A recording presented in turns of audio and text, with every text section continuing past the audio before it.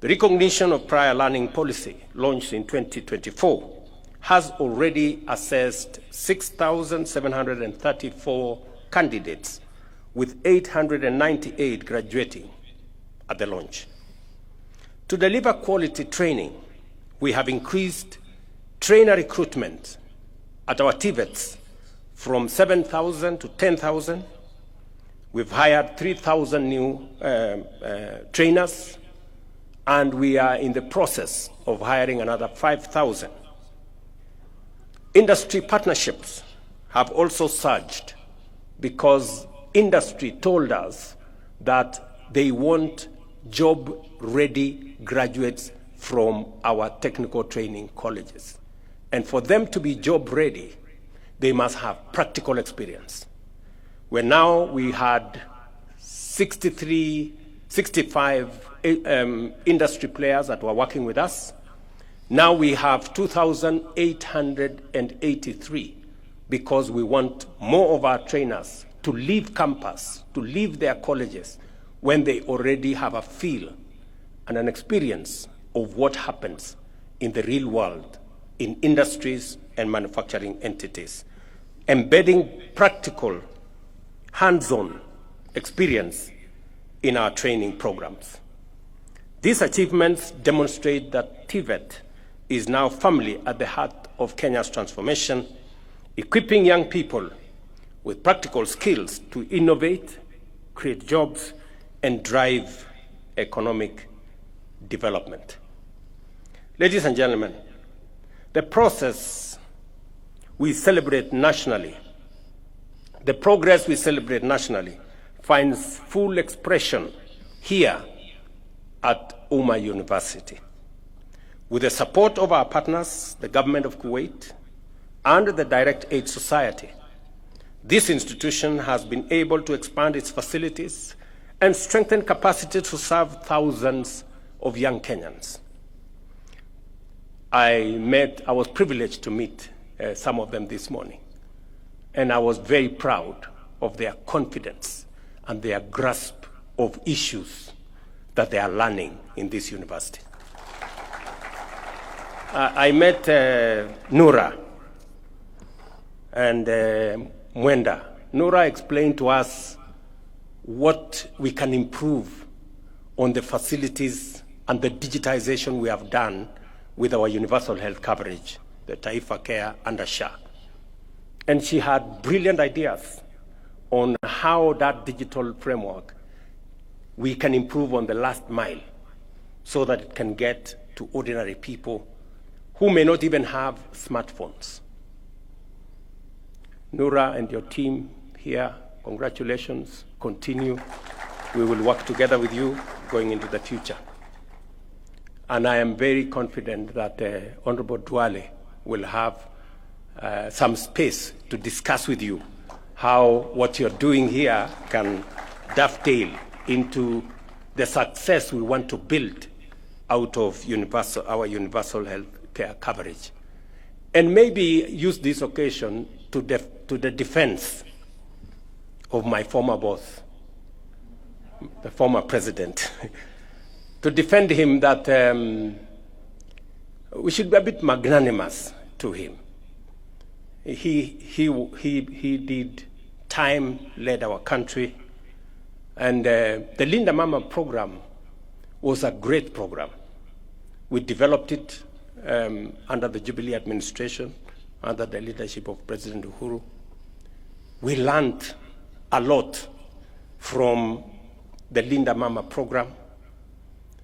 And because of the experiences, because of the lessons learned from the Linda Mama program, we designed the Linda Jamii program, which was an improvement from the Linda Mama program. So Linda Mama was good.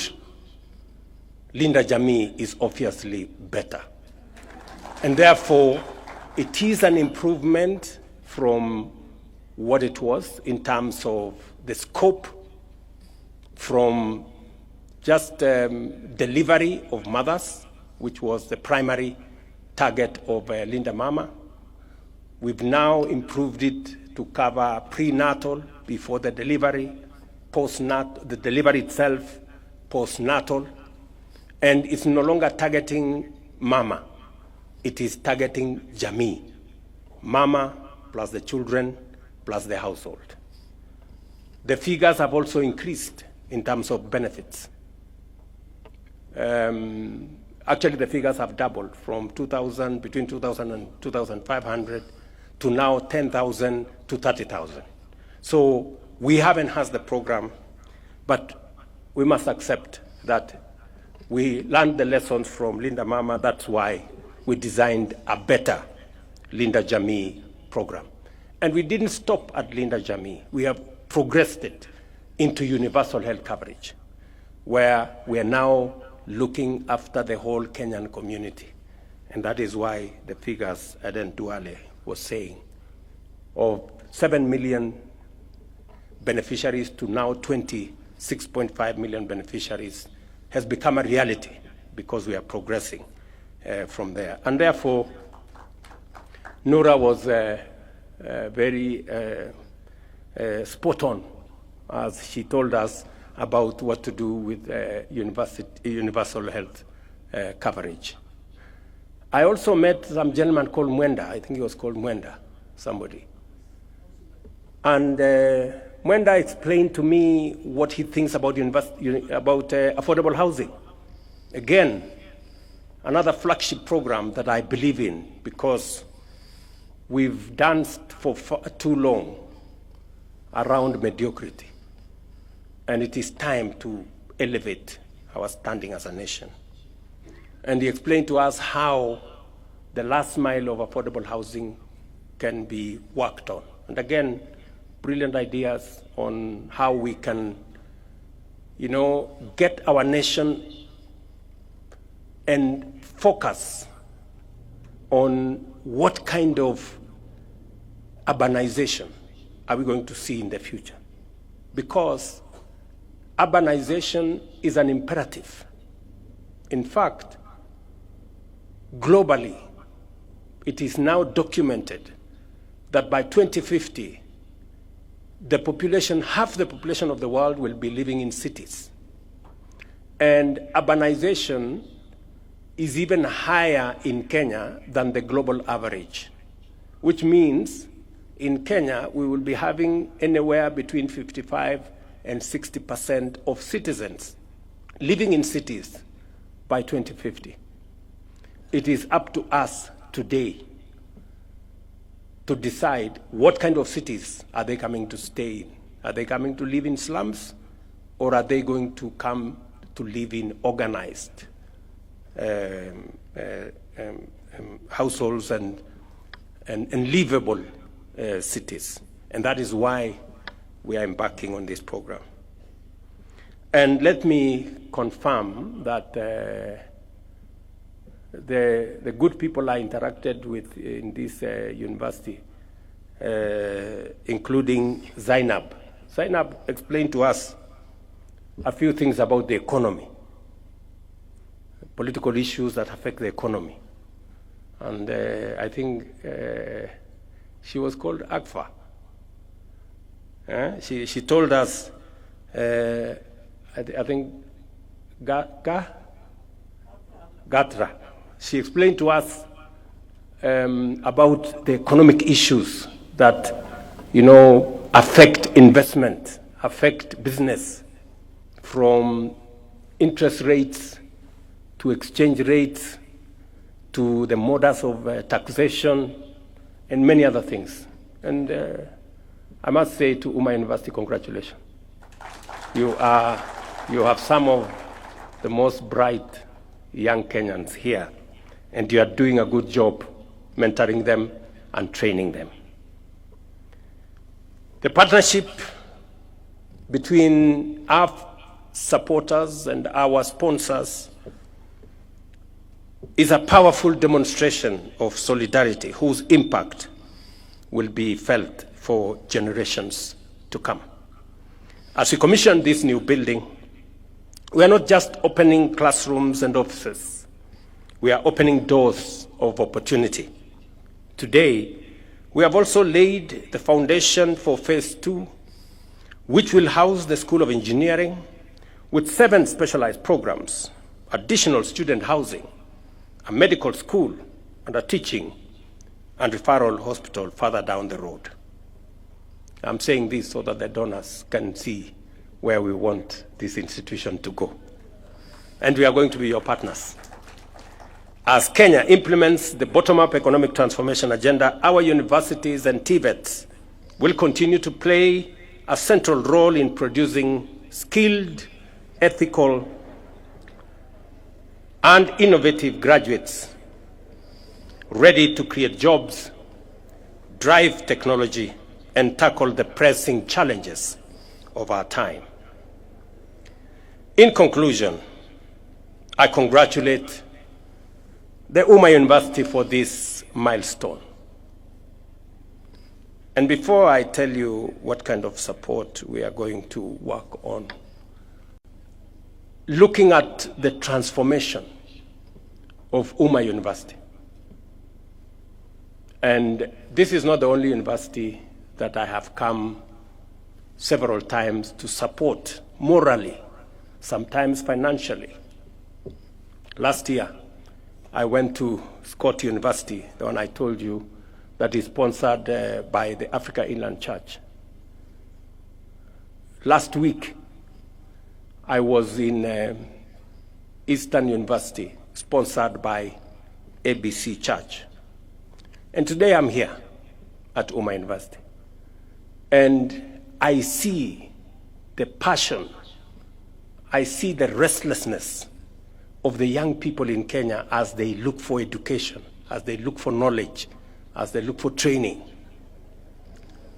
And it is the most perfect expression of what we need and a perfect reminder for us as policymakers and leaders. It is very important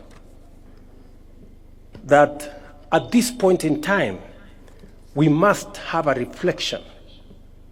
In fact, it is an inflection point for us as Kenya. We must ask ourselves questions. Because just across, right here in the border of Kajiado, we have another university that is being built there, Kenya Advanced Institute of Science and Technology University. That university in Konza City here is being built by resources given to us, a soft loan given to us by South Korea. And they've given us a facility of 80 billion Kenyan shillings to build the infrastructure, horizontal infrastructure in Konza, including the university in Konza. But just imagine, South Korea, which is now giving us 80 billion, in 1963 was exactly the same as Kenya. We had the same GDP. In fact, our GDP per capita was 80. The one of South Korea was 79. The same level of education. We had the same agricultural economy. Today, South Korea's economy is 20 times that of Kenya. And they have lent us money to build the university and the infrastructure in Konza. We need to ask us some questions. The difference, where did South Korea get it right?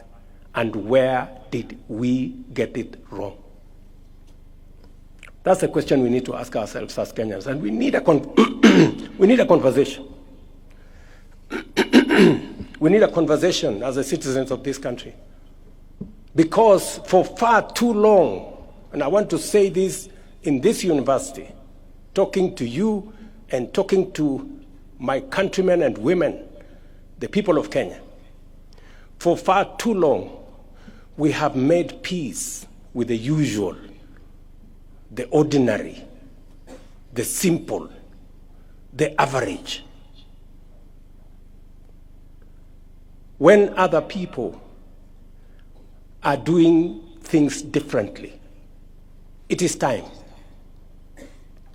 Fellow Kenyans, it is time. Fellow citizens, it is time for us to up our game, for us to raise the standard, for us to raise our ambition so that we begin to engage with the transformational, the innovative, and the extraordinary.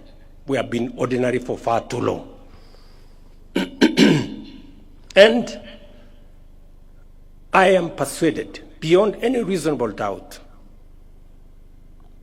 that the restlessness we see in our young people, the passion that I saw in the eyes of Nura and Mwenda here, and Zainab, and all the other students, the urgency is because they are tired of the ordinary and the simple and the average and the usual.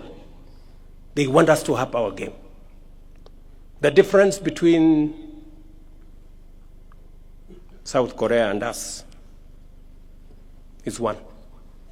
It's not about resources, because they had the same resources as we do. It's not about money.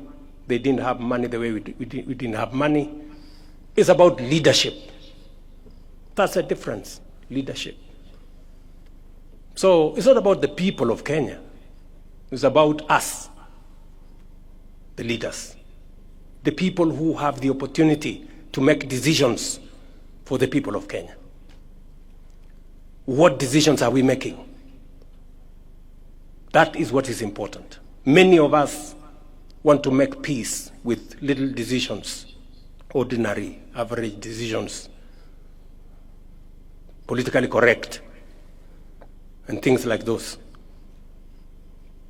And that is why we cannot account for why others are where they are and we are where we are. So we must continue to push the limits. We've made good progress with our transformation of agriculture, with our transformation in education, with our transformation in health. We've made good progress with our affordable housing and markets and hostels, but that's just the foundation. We need to up our game. That is my belief. And we have what it takes. We have what it takes.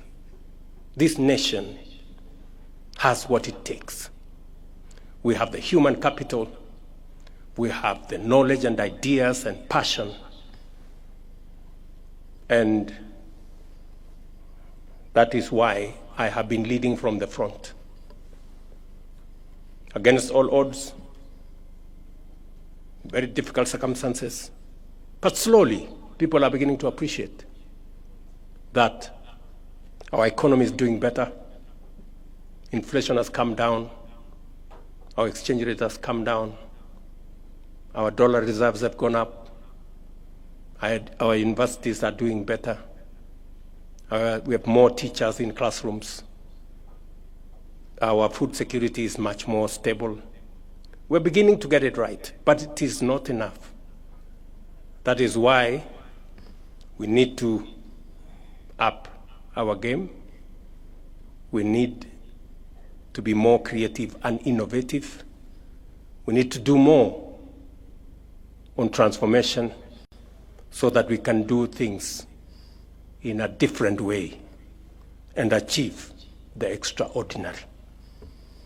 As government, we remain steadfast in supporting institutions of higher learning to ensure every young Kenyan has the chance to achieve their full potential. And I wish you well as the student fraternity and the entire Umma University as you pursue not the ordinary, not the simple, not the usual, not the average, as you pursue